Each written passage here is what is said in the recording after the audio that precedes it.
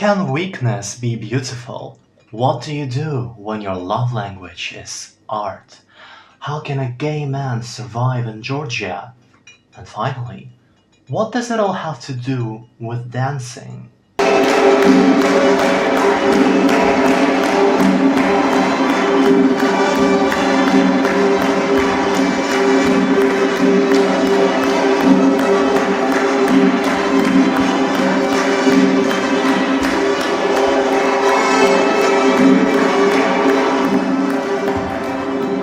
Hi everyone, my name is Al, I am a creator and here I talk about art, literature, music and cinematography. And then we danced. This film, shot and released in 2019, became a smash hit and I remember how it was everywhere back in the day. What is it? Another gay drama? Or something more? Something way deeper and more beautiful? Today, we'll find out. Before we begin discussing the plot, I'd like to talk about some fascinating facts about this movie. First of all, it was filmed in Georgia in the Georgian language and all of the actors are Georgian. The plot takes place in Georgia as well. This is really important since, in case you don't know, Georgia is a really religious and utterly homophobic country. It is really one of the societies where gay people are always in great danger and you may get killed for that if someone finds out. On the other hand, Georgia is a beautiful place with fascinating sights, incredible landscapes, and the culture that is ancient, distinctive, and beautiful in its own way. Georgian people are known for their traditions, their cuisine, their contribution to art, and their own unique style. Thus, this whole film is a peculiar and seemingly impossible combination of the queer culture and gay love narrative, and the traditional image of what Georgia is. That alone makes this film worth watching because you can tell for sure that it's going to evoke different kinds of emotions in its viewer. Our protagonist is called Merab, a young man in his early 20s whose main occupation is dancing. He claims he's been dancing ever since he could walk, and that's basically his reason to live. He performs in the National Georgian Ensemble and trains hard, yet his mentor, Aliko, keeps giving him a hard time not because he's a bad dancer, but because he sees Merab as weak and soft, and these qualities are inappropriate if you're a male, especially when it comes to traditional Georgian dancing. We also learn that the guy's father disapproves of his profession choice and says he does not have a knack for dancing. At the very beginning of the film, it is not clear whether or not Merab identifies as homosexual because he doesn't talk about it at all. He even leads a lifestyle that seems appropriate in the world he lives in. He even has a girlfriend, Mary, although they have no sexual intercourse. He comes from a family of former dancers. His parents? Divorced. His financial status? Close to extreme poverty. Real friends? Zero. Merab works as a waiter in a night pub for a tiny salary and basically hardly keeps body and soul together. Yet his only passion, dancing, and expressing himself through it fuels him and gives him a reason to live. Up until the new dancer arrives. Irakli is handsome and charismatic. He always knows what to say and befriends people with ease. He answers back when the mentor tries pushing him, and he is considered a great dancer. Soon after, he takes Merab's place and unintentionally kind of begins stealing his life from him, dancing his parts and bearing his fruit. Merab is distressed and confused. He feels hurt and angry with Irakli, wishing to get back what's his, but there's more. He starts feeling strange attraction to the newcomer, and when he suddenly meets him early in the morning before the rehearsals, it gets even more apparent. Irakli helps Merab out by explaining how to do a dance move that Merab couldn't get correctly. They talk, and after that, they start working out together. This is the beginning of a story that makes the protagonist grow, and it's beautiful. While watching the film, you need to always keep in mind that in Georgia, you cannot be gay. Gay people are considered freaks, sinners, and abominations to the humankind. You don't discuss it, you don't talk about it, you don't raise your voice. And you better make sure that nobody finds out. You better try your best not to let anyone know. So does Merab. For a long time, it even seems to you that he genuinely doesn't understand what is going on and what he is feeling. He just feels different, happy, anxious, flirty, scared, and more alive than ever. It's announced that the main ensemble is looking for a male dancer who was banished for being homosexual.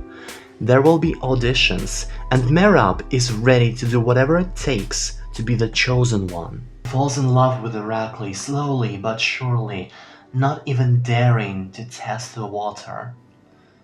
They become friends, spending time, drinking together, paying a visit to Irakli's grandmother. Their talks are awkward, but that's so incredibly sweet. You can't get your eyes off these characters. That's how real and human they appear. Finally, during a sleepover at a friend's house, they are left alone. Your heart beats fast as you watch this scene. Because it's suspense. And because it's super hot. This is the first emotional peak of the film. Everything works out so well for Merab and Irakli, and you expect nothing but joy and happiness. Well, that wouldn't be possible. Reality strikes hard when Irakli suddenly disappears. He doesn't answer the phone, and other spheres of Merab's life start crumbling as well. His troublesome brother gets involved in some dark affairs, and Merab ends up losing his job because of that. It turns out that Mary, Merab's fake girlfriend, either saw or overheard Irakli and him and now has concerns.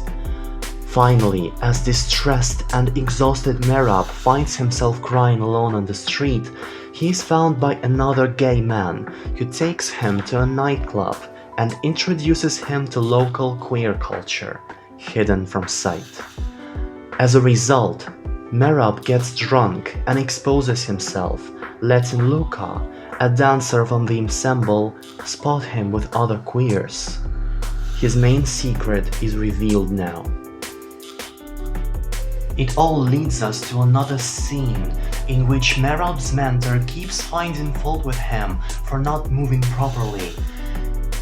In order to prove him wrong, Merab doesn't stop even when he is told to do so. He jumps and ends up hurting his ankle badly. As Mary calms him down, he gets a short and pretty obscure phone call from Irakli, and after that, Mary calls him a freak and leaves. Merab is then attacked by male dancers because Luca told them everything.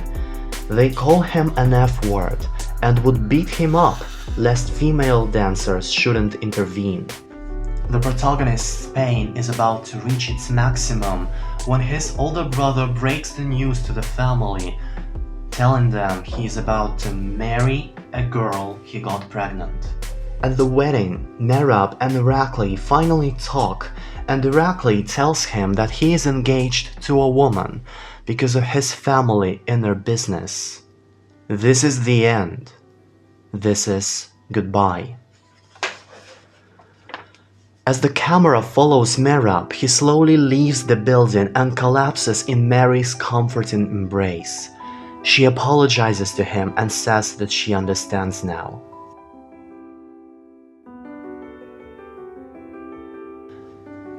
Merab comes back home where he meets up with his brother who got in a fight because he heard someone calling Merab an F-word and he had to protect his honor. Merab's brother asks him whether or not he took the beating in vain, and Merab answers, perhaps, which is his way to come out of the closet.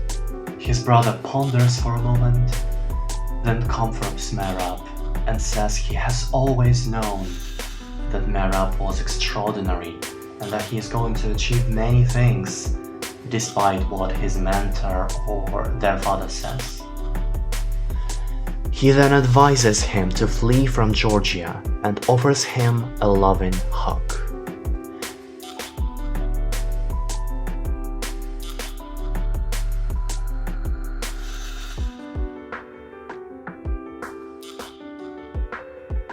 At the end of the film, we see Merab auditioning for the ensemble despite his hurt foot.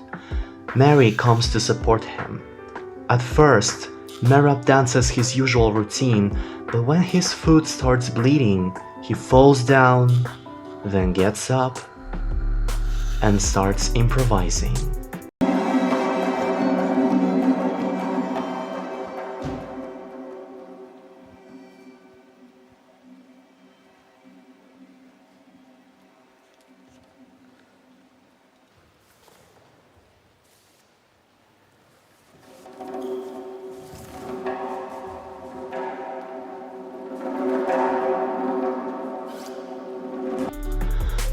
While dancing, Merab shows his vulnerable and sensual side. He mocks the traditional requirements of the national Georgian style that only accepts rock-like men and has no place for weakness. His dancing is full of passion and erotism, for it is not about the auditioning stuff anymore. It is a way to show them that he's different, that he's beautiful, and that he is incredibly gifted. The mentor stays to watch and nods in the end, while the man who hosted the audition gets insulted and leaves. Mary claps hands and Merab bows down sarcastically, leaving the place. And that is the end. This movie was shown in a Georgian cinema, and on the day of the premiere, the cinema was surrounded by Protestants. They demanded that the cinema cancels the show, and it all got so wild that the few people who actually came to watch the film had to be evacuated through the back door, and all of the actors and everyone who took part in the creation of this movie had to flee Georgia. They were forced to leave their country permanently. However, the film was shown at the Cannes Film Festival and it saw the world. It got universal acclaim and it clearly deserves it because it's remarkably beautiful, sensual, and deep.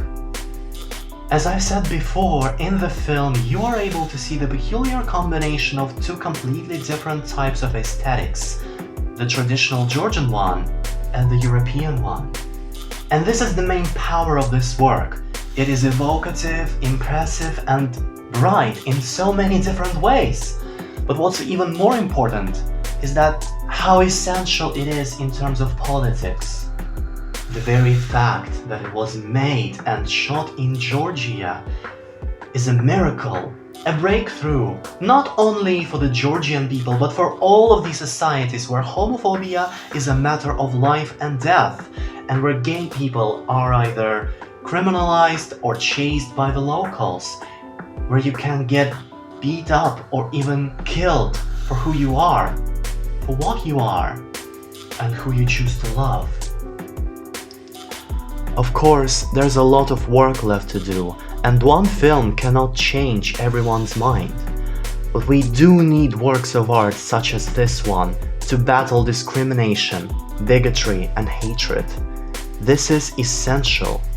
But even apart from all that, this is just a very, very good film. That was it. Thank you very much for watching, you all. Don't forget to like this video and follow my channel for more. You can always leave a comment or two in the comment section. I read them all. I'm really looking forward to hearing from you guys. Tell me what you think about the film and watch my other videos. Some links are going to pop up somewhere here. I don't know yet. I'm still editing the video. But as you're watching it, I am probably making another video. Don't forget to follow my Telegram channel as well to see cat pics and read some of my works. I am always glad to create something for you. Thanks again, you all. Love art and keep an open mind. Bye!